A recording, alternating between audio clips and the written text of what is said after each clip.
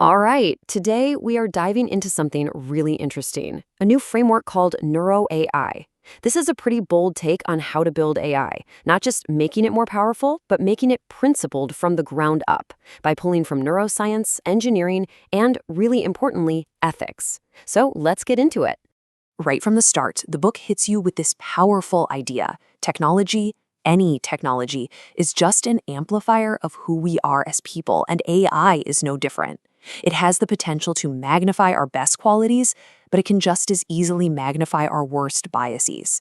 That's exactly why the conversation has to be about how we build this stuff, not just what we can build. The stakes are just way too high.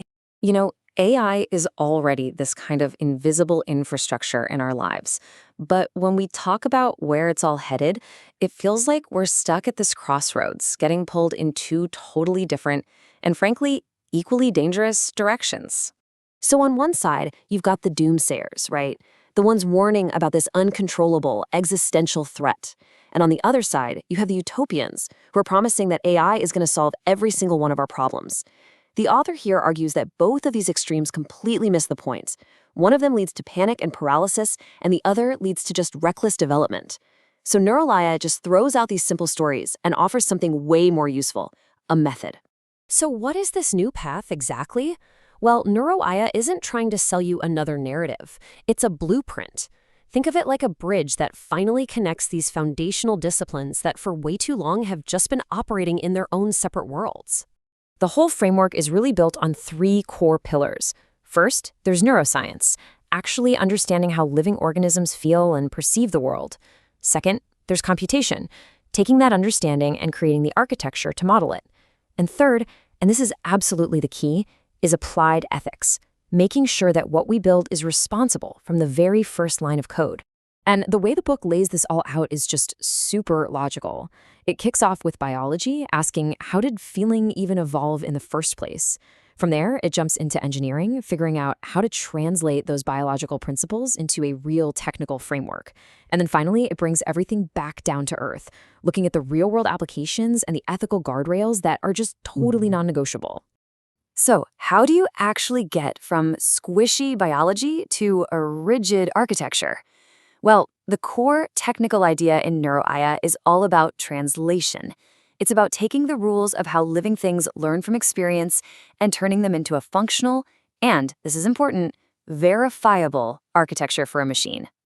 And that brings us to this really crucial definition of artificial feeling. The book is super clear on this. This is not about making machines feel sadness or happiness like we do. No sci-fi stuff here.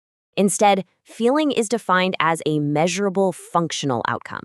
It's about a system's ability to, 1, pull together different signals when things are uncertain, 2, figure out why something happened, not just that two things happened together, and 3, learn from specific past events that you can actually trace back.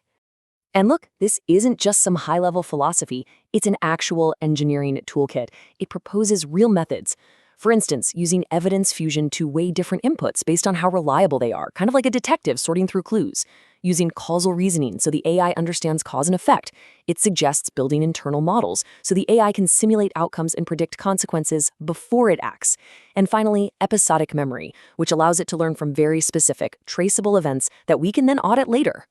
Okay, this brings us to what is truly the non-negotiable foundation of this whole thing. When you're dealing with technology this powerful, ethics just can't be an afterthought.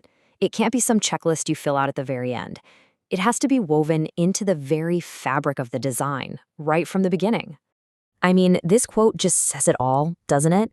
Safety, fairness, accountability, these aren't features you just bolt on later.